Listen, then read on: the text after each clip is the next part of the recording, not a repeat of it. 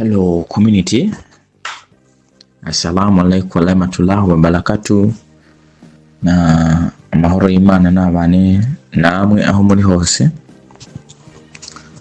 Basi tulikuwa tuna muda mchache hivi kwa tumaze dakika katari gato tutari kuganira bivuye ku mpamvu zuko na Kotemu yari yanumye kubera ibikorwa irimwo. Ni ibikorwa by'ubuhanga kabisa kuko bisaba ko tubaho umwanya nabo. Basi amakuru yuko RoboPay yoba yagize ubufatanye na Kotemu, nayabonye ejo ako ndavuga nti reka manze ndindire ndabe icyo Kotemu ibivugaho, kuko ndiyubara kuzana ibyo mvuze bya Pi ntabonye icyemeza cyaho babishize muri Kotemu. Mu masandwi nikanguye kuko jewe mbyutse kabisa mbyutse nta handi mpitanja, nza kujya kuraba nyene ikintu kiba cyabaye gishasha cyashizwe ku ma account official ya Kotemu. Sanga ubutumwa bwa RoboPay Kotemu yabo retweetinze kuri account yabo ya Twitter. Ndavuga ati vya bintu biri seriye kabisa, biri seriye kabisa. Yani basi kuna nini tena? Igisigaye ni kihe? Everyday huwaga tukiwa tunasema igihe cyose iyo twaba turiko turavuga iby'iri faranga, sometime maybe abantu benshi igihe ntanze ama audio y'ukuntu umuntu azoshobora gukorana na artificial intelligence akongera agakorana n'amarobo. Yani abantu baranyandikira ariko mutumishi ibyo bintu wowe uvuga turashobora kuzokwiyumviramo ku isi byo baho. Timwe abantu mwe ngira ndababwire icyo utarabona ucerekwa no kuramba. Mwene musaba Imana ibaha iminsi y'ukubaho, ibisigaye muzovyibonera. Nta kintu na kimwe twasobanuye, nta kintu na kimwe inama z'ibihugu zijamwo, nta kintu na kimwe abaperezida bakoranira bakiga, nta kintu na kimwe afite ibintu byose by'ikoranabuhanga ibihugu bihura bikabyigira hamwe.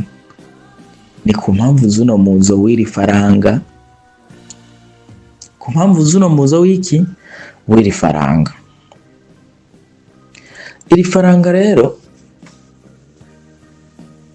aho rigeze ku ciciro bigeze ko ku byo cyaraye gikoze, cyaraye cyujuje vision yacu yihaye umwana w'umuntu gukorana n'ubwenge bukorano bwiyumvira, think and learn, hanyuma bwongere bukorane na robotique iri work together.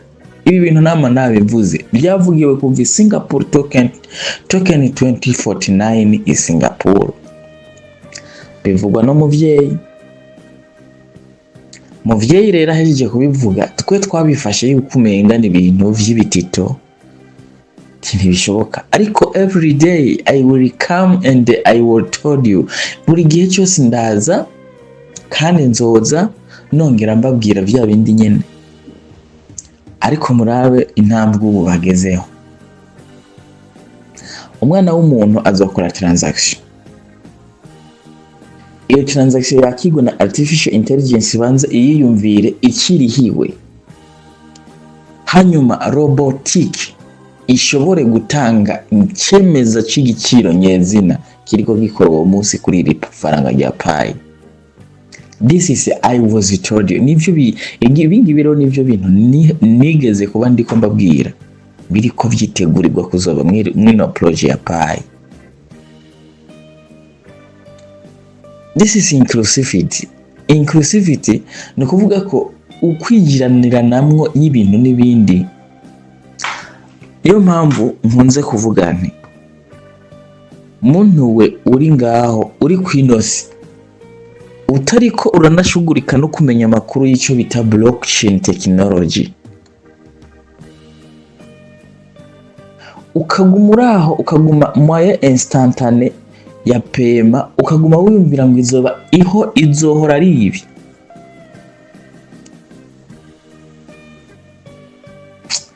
Umukorege wanje akora muri BCB yarigeze kumbarira ati, mtumishi, jewe ngomba nkubwize ukuri, aya makuru y'ibi bintu vyihindagurika bw'ibi by'ubutunzi, amabanki abifiseko amakuru, ariko ngo abakozi b'amabanki bizobagwira nk'ibuye rivuye mu kirere bibagwire mu mutwe. Ariko amabanki yo kubera ko yo ari interconnected, nta bintu na kimwe kizobitangaza, bo no kugira switch bava muri move yiki baja muri move ya kiriya. Na alhamdulillah Imana yanadufashije, ICO standard ya Pi iza yarahejeje gukirewa kugira ngo izibe ubwishuraniranire bwo guhanahana iri faranga no mu mabanki bashobore gukora. This time when we will be breaking it, iki gihe rero nitwagishikamwe. Nahise nibuka ijambo umukarege wanje yambariye, yambwiye ati narababwiye bati mwabantu mwe fate iki kintu iyi application mu joining, tigiye kubyo ndiko mbona n'ivyo ndiko numva in the future, atari kera akazoza ka hafi, amabanki azosigara afise umuaja wenyene, ni kuvuga umugisheti azoba ari umwe, ibisigaye bikontrolwa. Ndamubaza ati ariko none ntibakumviye? Toho bamfashe nyine nk'umuntu nyine yasaze yanyoye n'urumogi. Ndavuga ati Madame Lumens yavuze ngo abigira ko bafise amaso bafunze ku mboni zabo nibarindira ayo maso azafunguke, hariko habe ivyo turiko tuvuga bibaye reality, bibaye impamo. Money is moving to be a digital. Amafaranga y'imbabi yose yimutse akaza kuba digital. Hano niho abantu bazoshobora gutahura ati ibintu vyari byaravuzwe. Ndarigeze kubabwira mvuye Tanzania, narabwiye ni mes frères et sœurs, aba agronome ni goodbye, kuko robo ziriko ziraza, kandi izo robo will be pay ampi, izo robo zizorihwa ampi, kuko proof concept yabereye muri open mind. Robo bakoreye ko igeragezwa gisuzuma byuko ishobora kuba yiyumvira nk'umuntu igakora nk'umuntu. Baravuze bati muri kazoza kikoreshwa giri faranga, nta rindi faranga rizoba ririko rikora mu buryo bwo kwishuranirana mu bintu n'ibindi, ndetse n'abantu bazoba bariko bakoresha amarobotike bazotegerezwa kuriha ampi. Ico gihe ndaba nababwira ati mes frères, urafise payi zingahe kuri balance disponible? Ni zingahe wibitseho? Ibi byose biriko birakogwa, biriko biritegurirwa, biriko bifata partenariat, yani ubukorane hagati ya Pi network na nizo nganda zikora robo AI, kugira ngo zizoze zishaka iyo Pi yawe. Ufise zingahe rero sasa? Narabwiye ati hazobaho n'amarobo azopima ikirere, apana bya bindi bya ijebu bakunze kuduhakinga ngo ejo 12 hazogwa imvura tukaguma turindiye bikarinda rimina.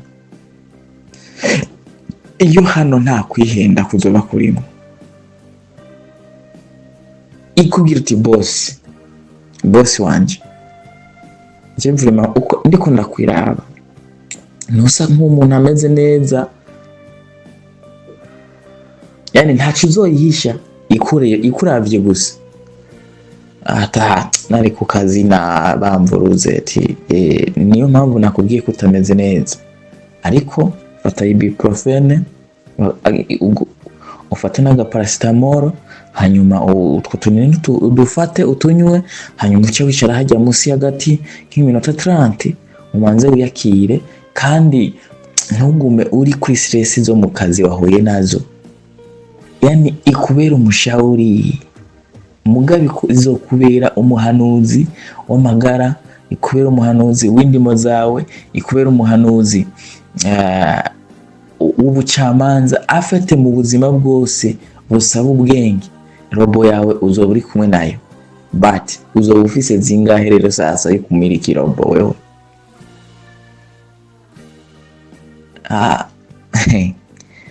Yani hatari sana. Afite ishati yanje no mu koroneri burya, yewe ufite abagenzi benshi bakomeye, ubu ntimuhave mwibaza ngo mutumishe indoroshe. Nimuba anytime mushobora kuzonsanga ndiko ndemeza Clarity Act muri Amerika. Ntangure kubahenda sasa. Ishati yanje no mu koroneri, no I think no mu koroneri sha yaguze pie ibihumbi 70 hewe kayewe. Yabwiye ati mutumishi ngo maze iminsi ndi muri crise, ariko ibaze umuntu avuga ko ari muri crise aguze pie ibihumbi 16.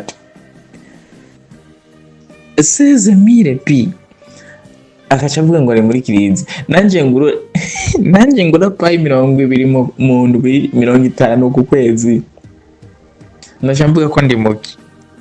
Ndugu yangu acheni kucheza na hii maisha haya. Kweli aha rero ibintu bigiye kuzoba nibyo twababwiraga. Abantu badakurikirana amakuru ya pai uzifisa azifatisha ibavu ngo none ngo nk'ibi bintu bindi ngo biri mu ino application ngo je ngo noronka uwo mu mafaranga no bijya. Hari ampamagaye ryari ngo agomba kuzidandaza, ndamubwira ati muvyeyi bireka ibyo n'urya yuriko, none amafaranga 800 kuri payi imwe y'800, apana wisamire 800. Umugisha wawe ukabe n'agasahani kuduharage tw'umunsi umwe. Bireka ivyo pfumukopesha ubeho nyene muri bwa buzima dusanzwe tubayeho, but wait in the time, rindira igihe cyagenywe. Basi ndugu yangu,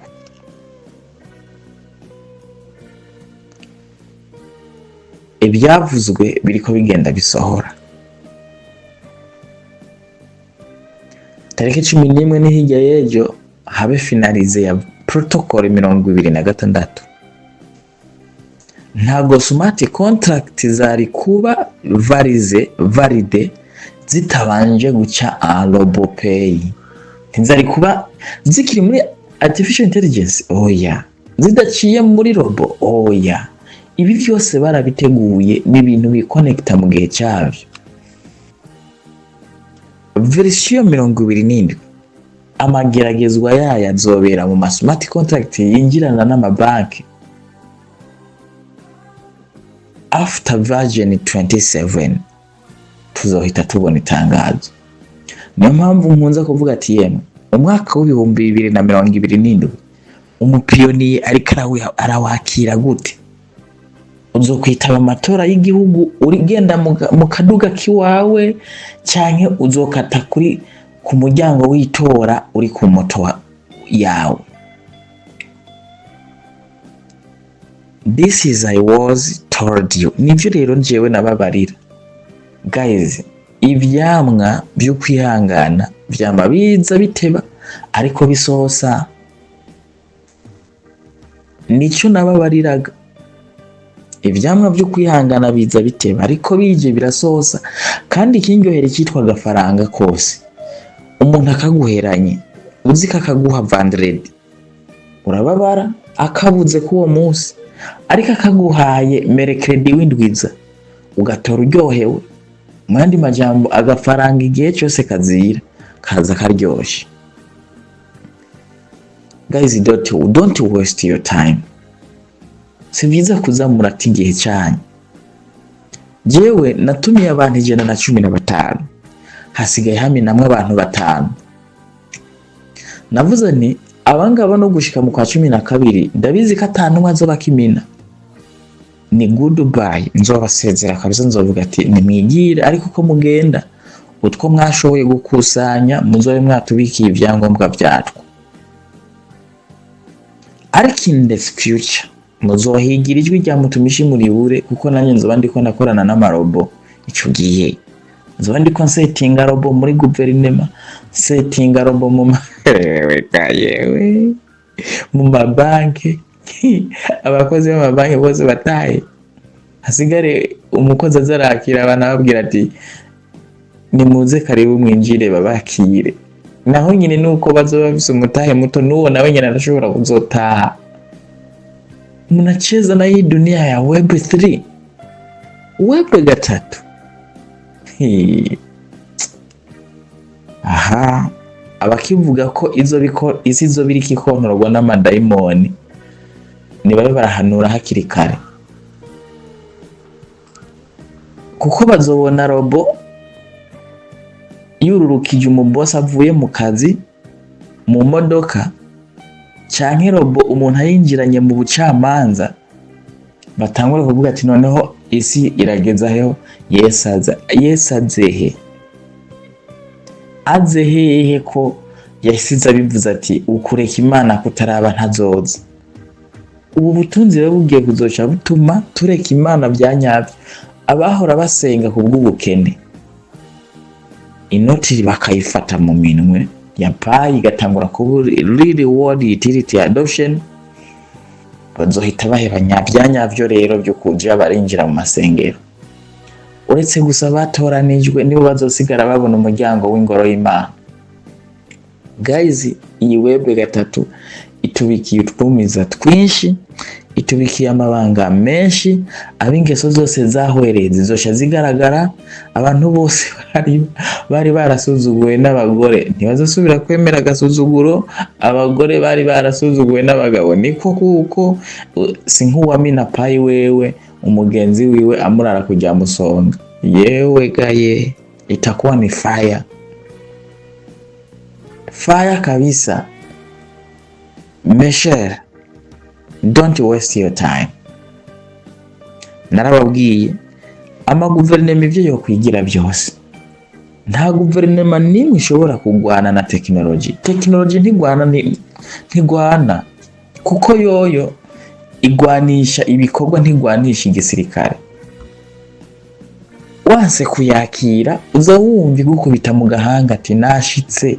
Kugira ubeho ubuzima bushoboka kwino subu utegezwe kunkoresha. Uyinjiramo utumva utabona. Ikibazo rero icyo girezo cyo uyinjiramo, uzoyinjiramo ibintu bigeze gute, uzoba ukishobora kwakirwa. Mbeho naho uzoshobora kwakirwa, uzoba ugifise iryo faranga rizoba rikora icyo gihe. Guys, don't waste your time. Nababwiye ati iri faranga ni umugambi w'Imana, kuko iby'Imana niko bimeze, ntivyihuta. Abarambije bakaguma ku karago barabirya, abarambiwe nabo barataha hakibona. Yari niho nanicaye imodoka ngiye kumayininga, mbona umuntu arabanje ngo ngubwo runtungo ruracakora n'amasaha. Ngize ati ruhagarara ku muntu ashatse kuruhagarika, nayo ubundi ho n'imyaka 100 nzohera ruriko rukora ngweka. Ngize ati ngo nawe bivuga nk'ubifise kamakuru menshi. Sina makuru menshi gusa ndabifise ko ibyo nakubwira turi mwino modoka sinobimara jeyo. Ko yampaye nkawe ngo abantu murazi ibintu tego kweri turabizi kweri ngo none ngucyo ngugo runtu ruzohava ruhagarara ryari ngo rukore ryari ariko numvise ngo namahera ngize ati we igire nk'impumyi uzobibona a reality iyi modoka uyururuka rukurishe pi bahanga abantu ngo muri tera gateka ati okay we ntwenga umfate nk'umusazi nanjye ico gihe uzomfata ishati ngo ndakurihira itike bitagikunda ko bikunda nanjye nzoba mfise byinshi byo gukora mu gihugu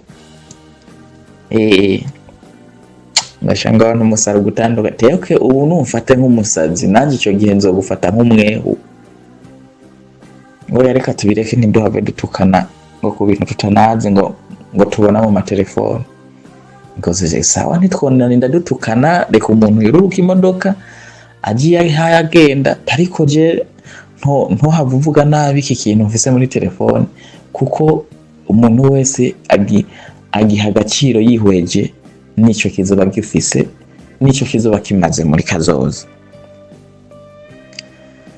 Uwo muntu twagarukirijaho hari n'abandi bagifata abagenzi babo gutyo kuko nababwiye n'umukorege wanje akora muri BCB abagenzi be bakorana bamubwiye ati tibyo ntibizobaho ntibishoboka abo rero bigira impumyi barindire a reality bizoba bako batakigira ico bacungura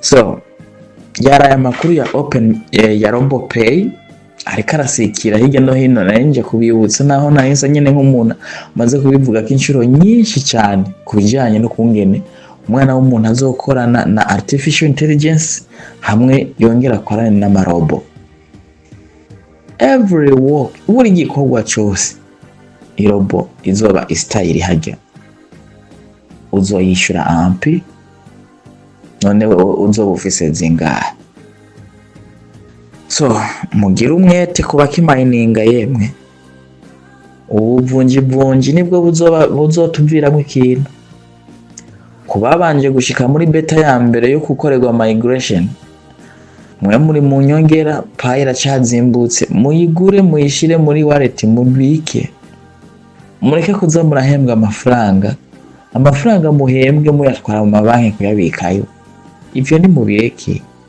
nta faranga y'igihugu rikibikwa muri banki ku muntu ariko arabona iyi web3 iri mu buryo buri muri blockchain technology ubu muntu amaze kubona ahembwe n'igihugu cyaharonsa amafaranga y'igihugu akikenura mu tuntu yarasanzwe afise canke mu tuntu yarabuze mu rugo tugisitema nimba hasigaye turake tubiri nimba hasigaye akarake kamwe nimba hasigaye turake dutatu ashavuga ati utunca ndatubika an crypto ya pai deja akaba chanzo muti rero mes frères et sœurs don't waste your time si byiza gutakaza igihe cyanyu abahevye no baha communication nimugaruke mu mining pai Yesu niwe yavuze ngo nimurondere uhoraho bigishoboka kabonwa nimumwambaze akiri hafi aha reka ngezaha kuko nta wavuze ngo ayamare twadumaze ni mu munsi tuzatera story RoboPay niyo itumye tugaruka ariko ndashaka kugira ngo mubibone ibyavugwaga nko tukabyumva nk'ibitito narababwiye ati umuntu wese yamenye Pi akaba ari mu magroupe atanga amakuru y'ibya Pi naho Pi igeze uwo ari imbere y'isi imyaka 50